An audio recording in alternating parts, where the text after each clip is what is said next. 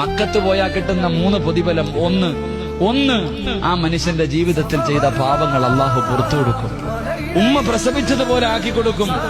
2 മക്കത്ത് പോയവർക്കൊക്കെ അറിയാം, എത്ര സുഖമില്ലാത്ത മനുഷ്യനും അവിടെ ചെന്ന അവൻ ആരോഗ്യം കിട്ടുമെന്ന് നബിയുനാ റസൂലുള്ളാഹി. ഇവിടെ ദാവൂദ് നബി അലൈഹിസ്സലാമിനോട് അള്ളാഹു പറഞ്ഞു കൊടുത്തു, അവിടെ ചെന്നാൽ ഏത് രോഗിക്കും അള്ളാഹു ആഫിയത്ത് കൊടുക്കുമെന്ന് നബിയുനാ റസൂലുള്ളാഹി. 3 അള്ളാഹുവേ പടച്ചവനെ പരിശുദ്ധമായ കഅബാലയത്തിൽ പോകാൻ വേണ്ടി ചിലവഴിക്കുന്ന പൈസ നിനക്കൊരിക്കലും ദാരിദ്ര്യം ഉണ്ടാകില്ല എന്ന് നബിയുനാ റസൂലുള്ളാഹി. മുടക്കി എന്ന് പറഞ്ഞിട്ട് നീ ഇവനെ പേടിക്കണ്ട.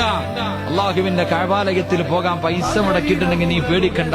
നിന്റെ ജീവിതത്തിൽ ഒരിക്കലും ഒരുത്തന്റെ മുന്നിലും കൈനീട്ടേണ്ട ഗതി അള്ളാഹു നിനക്ക് തരില്ലെന്ന് നബിയുനാ റസൂലുള്ളാഹി സ്വല്ലല്ലാഹു അലൈഹി വസല്ലം. അള്ളാഹു അവിടെ എത്താൻ ഭാഗ്യം നൽകി അനുഗ്രഹിക്കും.